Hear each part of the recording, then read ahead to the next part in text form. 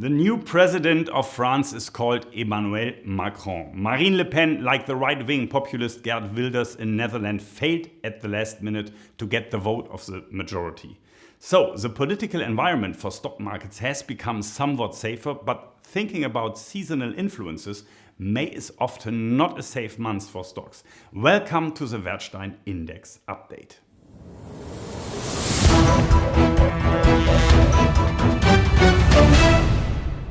Sell in May and go away, the right strategy this year? This is just one topic in today's Werthstein Index update. We have more. After the election is before the election. Why the general elections in France in June will be at least equally exciting. And we have 100 days of Trump. What does his record look like for investors? And the rally on the stock markets continues. We ask whether the overall conditions now justify the high valuation of stocks. 2016 was the year of political surprises.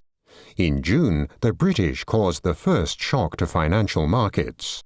Contrary to all expectations, a majority of them voted to leave the European Union. Then, in November, the Americans elected Donald Trump president. Here, too, the stock market believed the opinion polls, and was wrong. So it was with some anxiety that people awaited the European super-election year 2017. But so far there have been no surprises.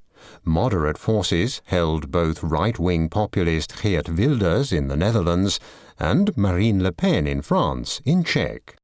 Stock markets are pleased. The political risk is increasingly being priced out. Both the S&P 500 and the German share index are higher than ever before. And so, of course, we go directly to Paris, to Valérie Planiol from the Werthstein Institute. Is everything calm in France right now, or do we have to shake until the general elections in June? Well, of course, there will remain some uncertainty until the parliamentary election in June. But actually, the market has already anticipated that. And with a 34 basis point spread over the German Bund, the French bond market is already back to normal. Of course, if Emmanuel Macron is able to secure an absolute majority in parliament, all the better for the market after that time. Okay, but what does Macron's victory for Europe mean, especially for the future of the European Union? Well, I think France and Italy are the next countries in Europe to engage in very strong reform, and that's very positive for Europe. And against the backdrop of a strengthening economic activity, I believe this means the market will continue to perform and even outperform other markets in a few months. Very interesting. European markets have potential now. Many thanks, Valerie. This is also reflected in the stock market performance, as we can see. But on Wall Street, the swing seems to be a bit other way. And now to Zurich, to Robert Ruttmann, Werthstein Institute fellow. Is the Trump effect over now? Well, I do think that the Trump effect is running out of steam. Remember that the Trump effect is based on the idea that profits will increase on lower taxes and higher infrastructure spend. At the same time, one should not forget that the effective corporate tax rate is actually at an historically low level. And with very high corporate debt levels and rising interest rates, profits could actually be squeezed in the medium term. So to put it shortly, I don't place much hope in the Trump effect. And of course, now it's time to go to London, to Giles Keating, president of the Werthstein Institute. What about your caution of the past months? Sell in May and go away, now the right strategy? Yeah, look, I think I will still have to stay cautious. It's not just that stock markets on both sides of the Atlantic are at pretty well all-time highs.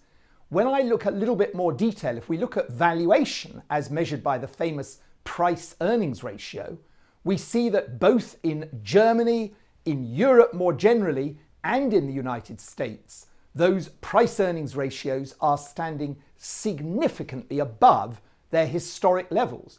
They're not at crazy highs, but they definitely are significantly higher than they have been on average in the past. And that makes me concerned.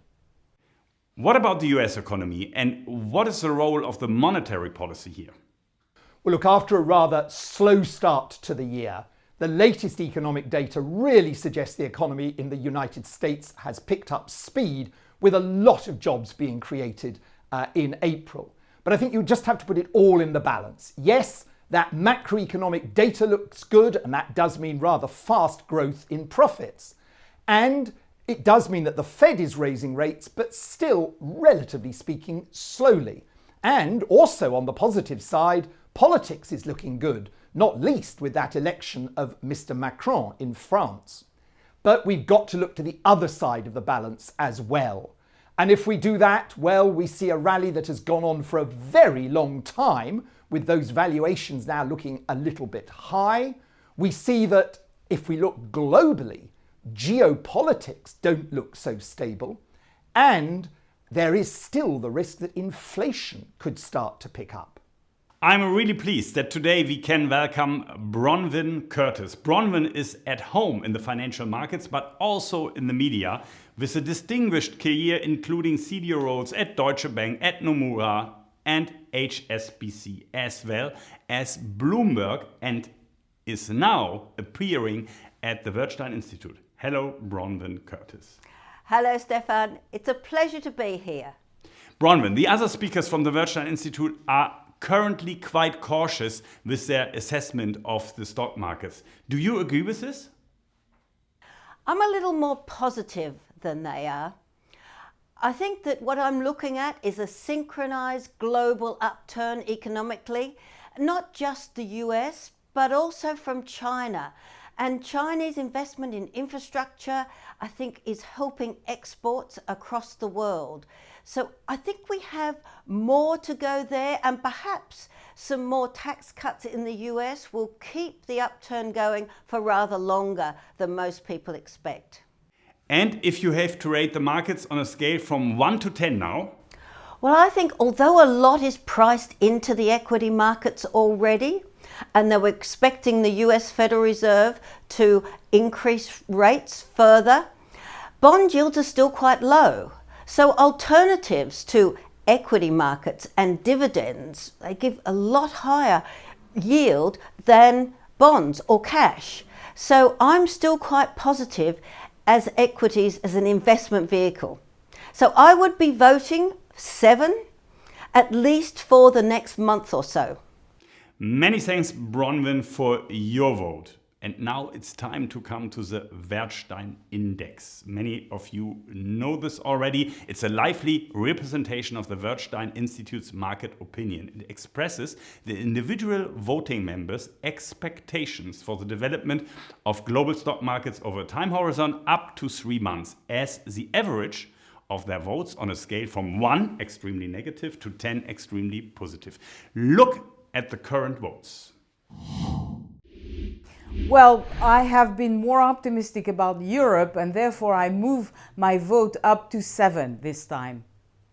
Well, I stick to my very cautious view of 3. Well, if I look, there is a lot on both sides of the equation here.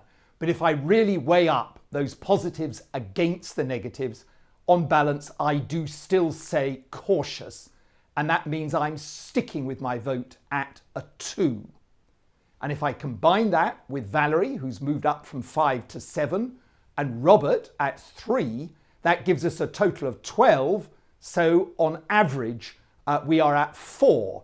That's the Werthstein Index. It's a little bit higher than last month, but still at a fairly cautious level. Many thanks, Giles Keating. However, the Werthstein Index is slowly picking up again as the underlying conditions have improved somewhat, both politically and from an economic point of view. But what's with the stock market's phrase, sell in May and go away? We will see and come back to you in early June.